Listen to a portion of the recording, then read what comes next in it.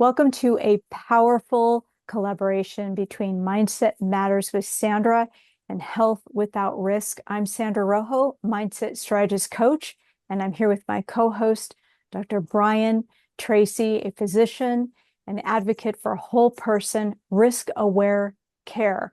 Let me share a little bit about Dr. Bryan. So his journey began with over 3 decades of dedicated service as an OBGYN. His extensive experience in women's health laid a solid foundation in the medical science and patient care. Recognizing the limitations of traditional medicine, Dr. Traecy transitioned to holistic health, and he is merging scientific knowledge with a broader understanding of wellness. So really excited to be here with him on this first video. And I'll just share a little bit about me. So I am the founder of Mindset Matters with Sandra, and I'm a professional service provider specializing in empowering individuals to build or rebuild healthy, meaningful relationships with themselves and with others. I have over 25 years of hands-on experience. I bring a transformative, innovative, and result-driven approach rooted in a myriad of techniques and methods, especially with neuroplasticity. So I'm excited again to have you all be here. And in this podcast, Dr. Traecy and I are bringing two worlds together: the internal work of healing your mindset and the external fight to be seen and heard, especially in the places that tend to dismiss your voice, like the doctor's office or even in a toxic relationship. So today's episode is called Healing from Dismissal, Reclaiming Your Voice in Health and in Life. We're going to be unpacking what it means to be invalidated, how it impacts your confidence, and the steps you can take to reclaim your power, both emotionally and physically. So let's get right into it. Again, welcome, Dr. Traecy. Hey. Yep, thanks for having me. Yeah. So let's talk about what dismissal looks and feels like. Dismissal is so common for women. Men don't go to the doctor until it's time to call an ambulance for the most part. You know what I mean? Right. So I'm not sure that men, and I've worked with men as well, and men are fairly straightforward. They just say, "What do I do, doc?" And then they do it. They're very compliant. Women first have to feel safe. Before they'll tell you certain things, it might take you several visits until someone feels safe enough to tell you the real story. Mm-hmm. I can go on and on about different patient scenarios over Mm-hmm. my 3 years where it took me a little doing to figure out what was going on. And once I figured it out, I said, "Well, why didn't you just tell me that the first time I met you?" And they go, "I didn't know you." And I said, "Because you thought I was going to judge you?" And they said, "Yeah, every doctors judge women," which is sad. If you're a women's health specialist, you need to know the deal. If I know the deal, I know what to do. So that is a very, very common theme. So much so that there was a Wall Street Journal article about it about a month ago about women not being heard Mm-hmm. in the healthcare arena. So they get I'm not going to say ignored, but they get Mm-hmm. brushed off. Mm-hmm. Everything for a woman is kind of, well, that's just normal. Usually is what they hear. That's just normal. And Mm-hmm. most of my practice was with perimenopausal and menopausal women. And I got into that because early in my career, I was an infertility specialist. Mm-hmm. I was taking care of women in their late 30s and early 40s who Mm-hmm. wanted to have a baby, which is kind of an uphill battle once you hit 40. Yeah. I noticed when I did that, when I would help them and treat them, part of what we do is balance hormones and get everything back to about age 25 to 30 to maximize. And they felt great. So I got thinking, well, what if I did that to women in their 40s who didn't want to get pregnant? That's what started it. Um, so the vast majority of women that go in with perimenopause are usually brushed off with, you're too young, you're still having periods, all those symptoms are just normal. And they're usually treated with either an anxiolytic or an antidepressant. I mean, that's time and time and time and time again. Family practice doctors, I'm not sure how much training they have in menopause, but the training for menopause and perimenopause in my residency program in the late 80s was zero. So I happened to have so I did all this myself. I figured this all out on my own, because there was no, here's what you do for menopause. You have to wait until they're 50 something. They can't have had a period for a year. And then you can treat them and put them on Premarin. That's all you, or Prempro, which I kind of rejected after looking at Premarin. And, Sure. you know, there's just better ways to do it. But what I figured out was these symptoms, so the menopausal change, takes about 15 years. So if you have a 39-year-old woman who has all the menopausal symptoms of hormone imbalance, but they're menstruating, they still have hormone imbalance. And most doctors, I'd say 90% of doctors don't get that at all. I believe it. As an infertility doctor, we called it ovarian dysfunction, which is a wastebasket term. Perimenopause does have a code for it, but it didn't back when I started doing this. You know, coding came in under the Reagan administration. But we had to, infertility typically was a cash only thing, and occasionally you would have insurance that would cover some things. So you had to come up with a diagnosis. So ovarian dysfunction is what we called it. So if you think about that, you can have a 15-year-old that has ovarian dysfunction. I've met them. I've treated them. You can have a 12-year-old. You can have a 22-year-old. You can have a 30-year-old. And certainly if someone in their 40s is having all the symptoms of menopause, and you check their hormones and their menopausal level, they may not be, quote, menopausal, but they have menopausal syndrome, and that's ovarian dysfunction. So is it normal? Yes and no. You can fix it. You can balance. But it happens. I mean, you get to a certain age, there's a reason that women at 41 are not as fertile as they are at 25, and that is ovarian dysfunction. Very So interesting. why not treat it? Right. So that is the biggest frustrated group of women that I've worked with since 1990, is women in their 40s whose doctors will say, well, you're only 42, you're still menstruating, there's nothing we can do. That's what they hear. Right.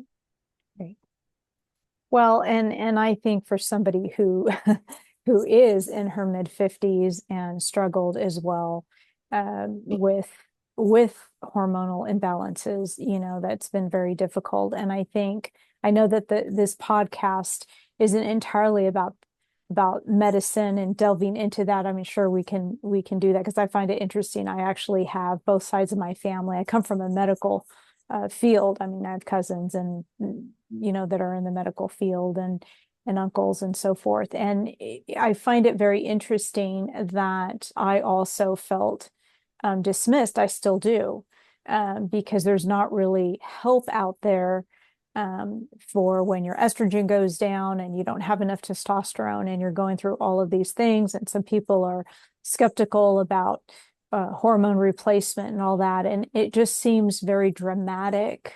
You know what I mean? Now thank goodness, there are people that have that are out there that are advocating more to help women after 40, because it's really, like you said, after 40 that problems sort of begin. So it's a big topic. I think that medicine sometimes can be catered more for men, just as is fitness. We're finding out that fasting, for example, long-term fasting, um, is not, when you're doing it all the time, is not really great for women after 40 as well, because of the cortisol spikes really early in the morning. So now they're saying, I mean, there's a lot of different opinions that are science-based, but then again, science-based is, are they, uh, longitudinal research, what does all that mean? And so as a woman who's in her mid 50s, who is, unfortunately, I had to have, I had a lot of issues myself and have passed the menopause.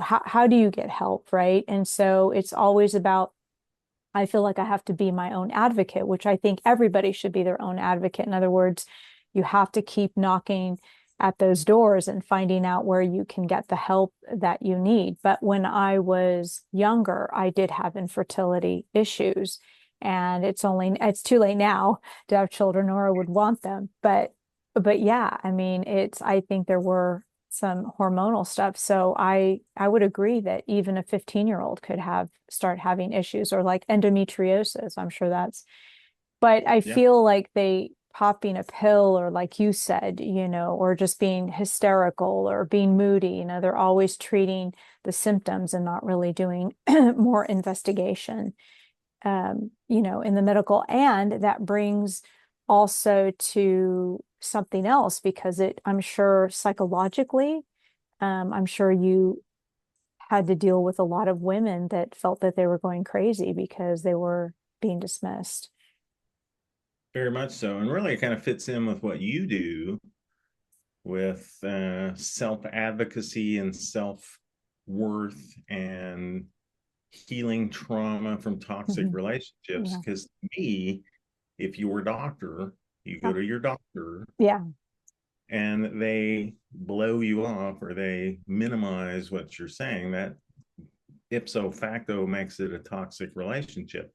And I'm not a woman, but my impression of women and their gynecologist is that is a very unique relationship. It's not a marriage, it's not any of that, but it is a relationship and they have to trust you. And they will not trust you immediately. And my guess is if a woman goes into a doctor and just kind of keeps getting brushed off, although they might think the doctor is great otherwise, they might stick around, but a lot of them change. So, I mean, I used to see women that had seen 8 or 9 different doctors I believe it. because they're not that they were doctors shopping, because that's a whole nother conversation, but they were looking for that relationship and it didn't fit. So your relationship as a woman with your gynecologist has to sort of meld and Hmm. mesh, Hmm. whether that's a Yeah. female or a male. Yeah. No, I agree with you. And I lived in Italy for many years. And during that time, before I had Dr. Pertolani, who actually was my OBGYN, and she became a very good friend of one of my best friends, actually. But before that, I was with a male OBGYN, and I did feel like, he was dismissing me, you're overreacting, or, at the time it was very difficult because I always suffered from menstrual cramps pretty bad. And Yeah. so it's like your diet, and then you change your diet, and then you do this and you do that. So I think as a woman who is very much proactive with her health, precisely because of my background and being raised with people who are advocates for their health, it still didn't really help, and you do become frustrated. And I don't know, do you see the gynecology, the doctors, do you see the culture changing a little bit more to accommodate women and their physical, transitional times in their life? Okay, so one of my collaborators, so I left medicine. I got so frustrated with the healthcare system, I left. And I thought, well, what am I going to do? So I had worked as a health coach for a company in St. Louis. So I thought, well, I'll just move back home. I was in Oklahoma, and I will just do that. So that's now I'm 10 years into it, 8 years full time. And one of my collaborators, so I have to have if somebody needs prescriptions, I need to have a Yeah, licensed prescriber. got it. So I do that. So I look for prescribers nationwide that have that mindset. That's speaking of mindset matters. Mhm. Mindset that women aren't insane. They're not crazy in their Mhm. 40s or even their 50s. Right. And, I have a protocol that I wrote many years ago that I copyrighted, and I just apply that protocol. Um, so, long story short, my collaborator here, one of them in Missouri, is an OBGYN in Columbia, and she is now 54. We've been working together for 6 years, and I've turned her into a menopausal doctor. So she was not really a hormone person. She wanted to deliver, like most of them, they wanted to deliver babies. And I went into that career thinking, "Ooh, I'm going to deliver all these babies," and that's the least of what I did. I got into this hormone thing for for whatever. If you got a hormone problem, I'm the hormone doctor. And so I taught her how to deal with this for women in their 40s, and she was in her 40s. So I actually did a consult on her. And I said, okay, here's what's going on. So I had her do her labs. We went through them. I said, here's what's going on with you. And she goes, oh, that makes sense. She said, nobody ever taught me that. And I go, you've been an OBGYN for 20 years. What do you mean nobody taught you that? Well, they didn't. So now she's like, even like more into it maybe than I was. She goes to all these conferences and she's got it figured out. So she's my N equals one doctor that I converted here in Missouri. It's whether or not they like it. Most OBGYNs just want to deliver babies. And I told her, I said, she's 54. I said, by the time you're 60, you're going to not want to do that anymore because it's exhausting.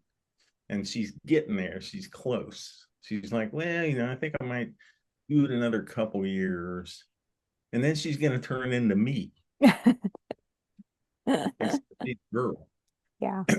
So it does, most OBGYNs, all they want to do is deliver babies. If you're pregnant, they're all over it.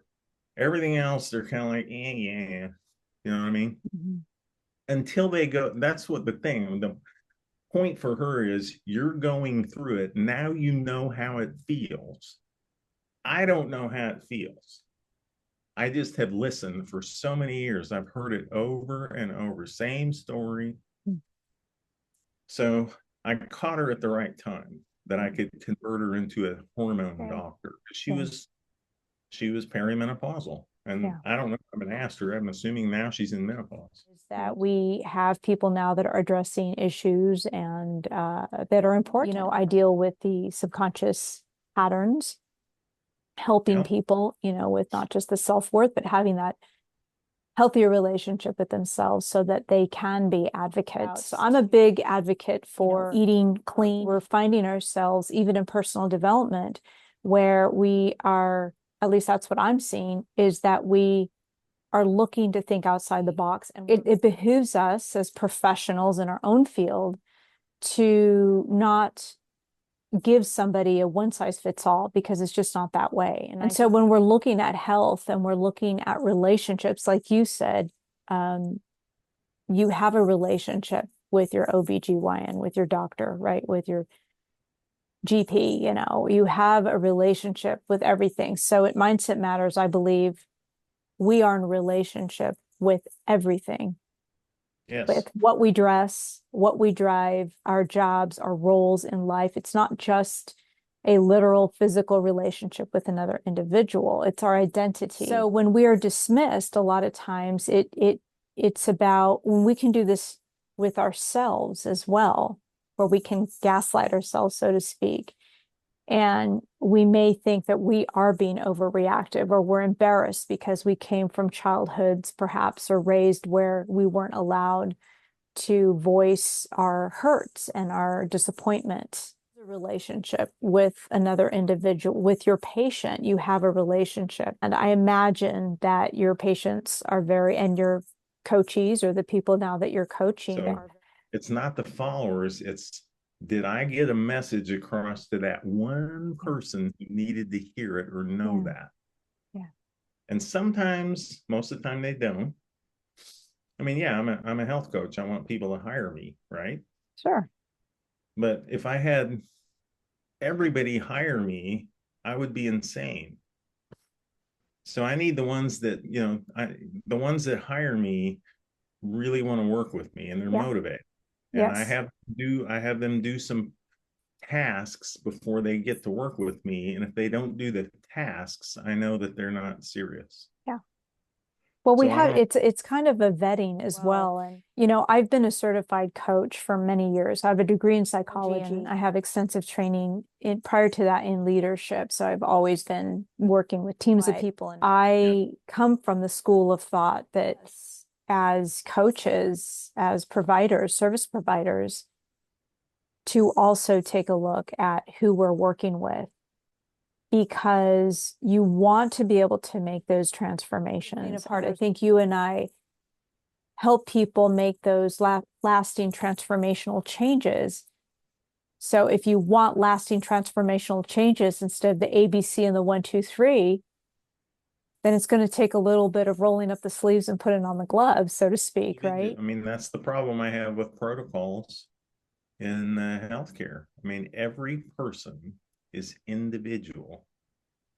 So it never made sense to me, ever, to have a medication. You go, oh, put them on 10 milligrams of blah.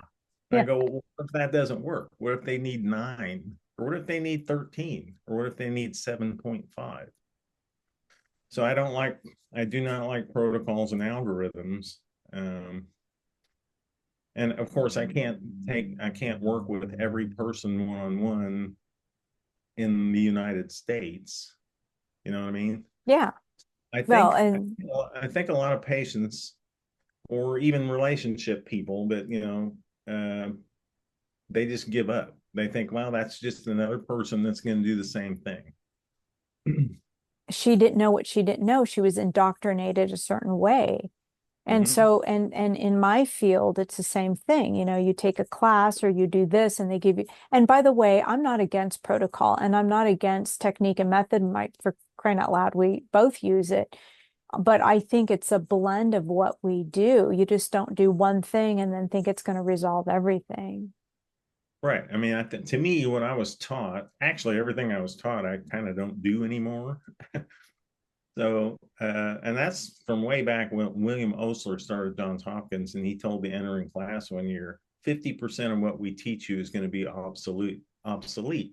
Your job is to figure out which 50%. That is the way I have always done my career. So I think, well, I was taught this at the University of Missouri, and I was taught this at the University of Nebraska, and it ain't working. So we're doing something different. Yeah. Yeah.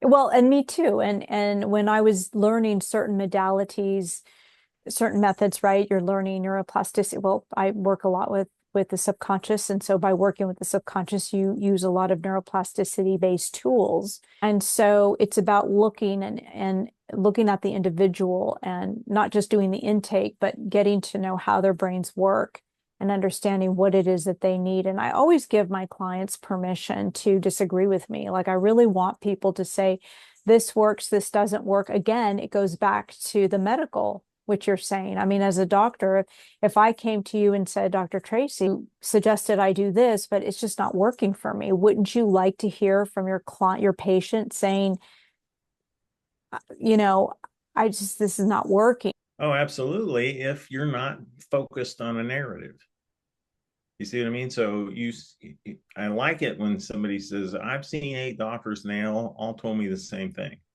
And I go, well, I'm not going to tell you that because that doesn't work. We're going to do something else. And my favorite kind of patients, and this goes all the way back to when I was an full-time infertility doctor. Um, a patient would come in and here's what we're doing, or here's why they're there. And I would look at them and say, what am I going to do? And they would tell me. So, and they were right. So my health coaching really goes way back to 1990 when I started out. The uh, the Latin base or frame for the word doctor is to teach. So I've been teaching all this time, and I started teaching when I was in college. I was a tutor. Mhm. Uh, so teaching is what doctors are supposed to do, and that's kind of gone by the wayside. You don't, it's kind of like me, doctor, you patient, do what I say. Patient goes, that doesn't work. Well, do this. That's the only thing But we can but do. you know what, Bryan? I think that what you're speaking to is again, it doesn't work. You do as I say, this is the way it's supposed to be. That is not working anymore. I think our approach, being client-centered, Right, client-focused, is important. And that relationship, I mean, Carl Jung to Carl Rogers, right. two different generations of psychologists, but they even believe that sometimes transference from a client was necessary in order to bond with their client. I mean, I remember usually, and I saw who knows thousands and thousands of people. Um, but there was always something that stuck out because I took the time to get to know them. There was some little thing that I would put in my brain. I'd say, oh, that's the woman that has the son who plays hockey, that kind of thing. And so that relationship is, and business people, business owners should remember this. Oh, yes, Business is relationship. absolutely. I don't ever want to hear that violates corporate policy. I want you to tell me, okay, I'm going to figure this out because you're a good customer. Well, and also employees, because unfortunately, I've seen people who are CEOs that have not treated their employees very well. What drives you to be client-centered? That's probably been my whole life, really. Um, it's kind of, I think back in high school. So I must have always been approachable. So the things that I hear from people that like or and I'm a person, people either really hate me or they really like me. You don't ever hear Bryan Traecy, yeah, he's okay. It's either oh, he's terrible, he's mean and all that. Um, uh, there's a fine line between being arrogant and confident. And I think some people read me as arrogant. I'm not arrogant, I'm confident. Hmm. Here's what Wouldn't we're get gonna that from you. I don't get that from you. And I don't get that at all. You're not arrogant at all I'm to not me. arrogant at all, but apparently some people think I am and they don't like me, which is fine. So when I was in high school, I wasn't like, some famous person, and I wasn't like the quarterback of the team or any of that. I was kind of an academic nerd that had long hair, big afro, and I loved rock and roll music. And I was a musician. Everybody knew I was a musician. And I remember coming into high school and seeing people out in Columbia that would come up and start talking to me, and I'm like, "Who are you?" But they knew me, and that has continued. I mean, I live in this little town that I've been here for about 7 years, 6 years, and I'll be at Walmart, and somebody will come up and start talking to me, and I have no Hmm. idea who they are, but they know me. I so there's something approachability, I think so. mental, so that I think the safety net for men and women that Yeah. work with me is you can literally tell me anything and I'm not going to judge you at all. We're all living this life and we're all going to trip and make mistakes. And that's part of the human condition. So if you make a mistake and it impacts your health, I don't care. Let's just figure it out. I'm not going to judge you for doing something that you shouldn't have done. Yeah. So I think that's why I've been pretty successful is I do not judge anybody ever. Yeah.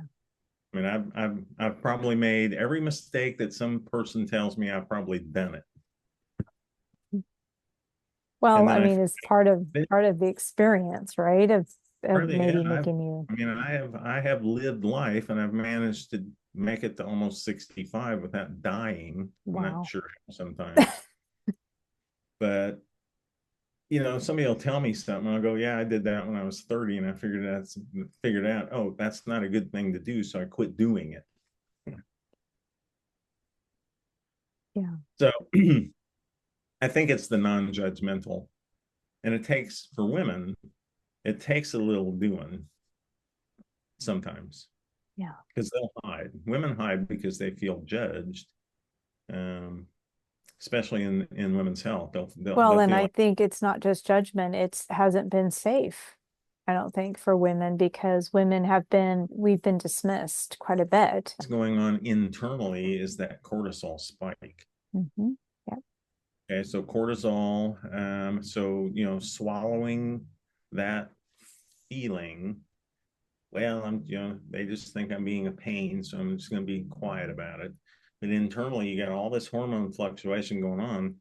We don't measure them all. There's, probably 100 hormones all talking to each other all at once. And cortisol, if you suppress your ability to express yourself, you are going to internally raise your adrenal production of cortisol, which is then going to impact your thyroid and your pancreas and this and your gut, and it's going to shut all this other stuff down. And you've already got pituitary and ovarian dysfunction, the HPO axis, that's all, the hypothalamus is trying to tell the pituitary to do something. The pituitary is telling the ovary to do something. The ovary can't do like it used to do. So then the feedback mechanism gets all goofed up, and then the cortisol pops up because of that, and then the insulin, and then they gain weight, and they can't figure it out, and it's just a melee of hormone dysregulation and imbalance. Hmm. So, my students will quote this verbatim: hormones make the world turn on its axis. I say that every semester. Hmm. If you get the hormones right, men or women, but specifically women, if you get the hormones balanced, you are 90% of the way there to making someone feel better. I'm not going to say curing them, but you're giving a woman's body the ability to heal what it's dealing with Hmm. because you balanced all that out. Right. I agree. I agree. Yeah. And I've studied obviously a little bit of anatomy. Before I was a mindset strategist, I actually was a health and wellness coach. And again, the mind body spirit connection. And so it's not just compartmentalizing and taking your health. Like you said, if you're under a lot of stress, it prolonged stress. Well, stress isn't really bad per se, but again, it could be like, all right, what's the perception of stress? And that's where I can come in, right? Help manage emotion. Of the work I do in neuroplasticity is to self-regulate, to teach people how to regulate their emotions when they are being triggered, and how important it is, just as it is being hydrated and having your hormones checked and all that, how important it really is to emotionally regulate, because I see less investment in that. A lot of people want to be told what to do. They like to have the illusion of being empowered, but then when you start doing the inner work, right, it starts to infringe upon their comfort zone. And some people they won't do it. There's a vast majority of people that just won't do that kind of Yeah. work. Yeah. I'm even as a doctor, I'm not responsible for your health. You Right. are. Right. Right. Give you a roadmap, but if you take U-turns and you take a left when you should take a right, Right. Right. you're kind of alluding a little bit to, you said stress is not always bad because Not it's not. all stress. I mean, Yeah, there's we have chronic. stress all the time, but yeah. Yes, I mean, you're kind of getting into what's it called, hormesis, where a little bit of stress goes a long way. And psychologically, for sure, Yeah. from an internal, let's look at this from not a psychological angle, but a physiological angle. Balance means homeostasis. That's right. From And physical. always, if you're off kilter, your Hmm. body is trying to get back to Hmm. homeostasis. Mhm. and what I call ease. And if you're off, that's dis-ease. Yeah. So the whole idea is to give you the tools, and it doesn't come out of a pharmaceutical bottle, to Mhm. give your body the tools to come back to homeostasis and Mhm. balance. You can do that um, physiologically. Now, psychologically, more is your realm. Yeah. So I do believe that, well, the brain talks to the body and it talks to our org. Obviously, it's a machine that works. So I do believe that in order to have the homeostasis, it is about looking at what's going on. Because if you have a belief system and you have a limiting belief, um, that is hindering you from viewing your situation a certain way, and you will not have homeostasis in the body. The system of the beliefs that you have that have supported the fact that you think you're ugly, unworthy, whatever. So you're And thinking, so you've seen people, the man in the mirror, you look in the mirror and you give self affirmation to yourself, and it just becomes, it happens. I'm smart. I am going to be successful. I'm going to accomplish this today, and it just happens. You think that's viable? what does it mean for that? We have to first look at the opposite Right. of that. And so what I do in my process is I go in and ask a series of questions to elicit the subconscious to give me the information, which is also based, by the way, on memories. And so looking at the memory of some things may stem from childhood, and it's not always that mom and dad had to treat you like, unworthy or something like that. So we learn also vicariously. We learn with visual, we learn verbally, we learn all kinds of ways. Touch and it's the identity that we are looking at with the person because we're so stuck in, I'm a doctor, right? I don't know what I'm going to do with my life now that I had to retire. Somebody, empty nesters. I've worked with empty nesters and have purpose in life. So I think I was talking to somebody the other day and I was saying everything is about, in my point of view, I mean, at a very high level, of course, it's about adjusting and adaptability. And I think that's what Darwin was talking about, the fight, what is it, the fittest, right? He wasn't just talking about the physical strength, he was talking about adapting. And so if you look at people who not just survive but thrive, they're people who adapt. And I'm sure you've gone through a lot of stuff too. It doesn't mean we've been come out Wonder Woman or Superman, but I think the testimony of you, I know a little bit of some things you went through, and a little bit about what I've been through personally, and it's about adapting and overcoming. For real, for sure. So now you're getting into neuroplasticity in the hippocampus and the cingulate gyrus and the limbic system. So do you believe that you can take an amygdala PTSD response from memory and turn it into a positive? I Is guess that at a possible? high level, yes. So you can, yes, I know you can learn from, I horrible I things. believe that flight, fight, fawn, or freeze, right? And the amygdala is, I think that the response, because working with trauma, I honestly have seen it. I've seen people change their life. I mean, it doesn't happen overnight. Right. I think that by using some methods that I use that are definitely, I want people to be successful. I think you're the same way too. I think we believe in human potential. Women are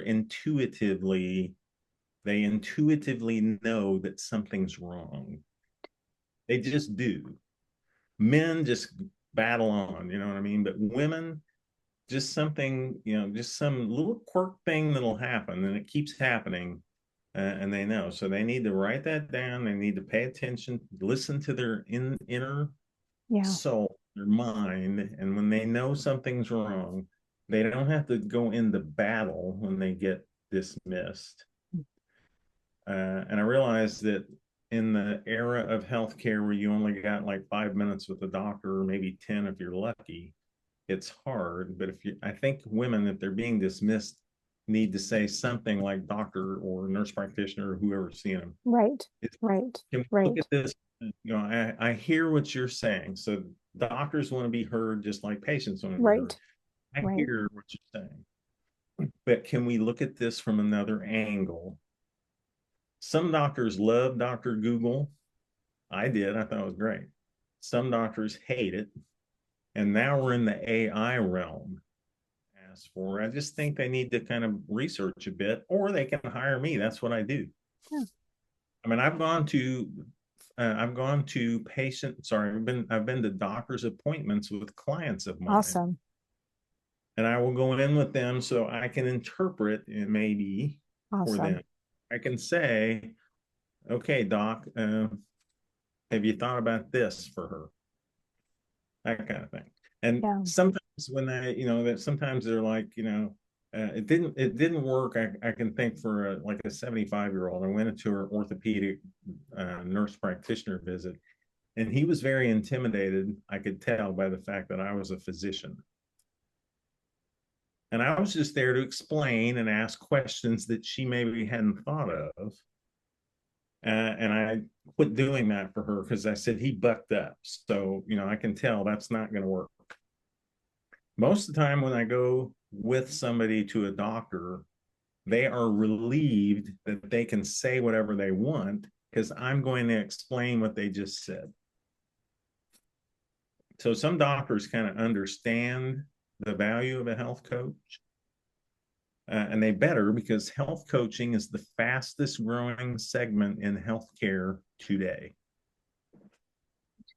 Yeah, well, I know because I was in it. I just wasn't I found myself more interested actually from the beginning before even I came to, do what I mean, I've always been interested in neuroplasticity about the brain. So I spent a lot more time there. I transitioned because when I was helping people, I mean, I was with a healthcare provider for a long time. What we're talking about now is forward progressive thinking. And I think that people are intimidated. You and I are very comfortable with what we do. I don't think we would step on each other's toes. We're not competitive with each other. And so, but in my industry, it's very competitive, Doctors difficult. are that way, nurse practitioners, not so Not much. so much, yeah. So if you have any questions, you can add it onto the YouTube. We're going to be distributing this video. Again, I'm going to be putting our information There's, in. yeah, we could do all kinds of Yeah, them. we could do all kinds of fun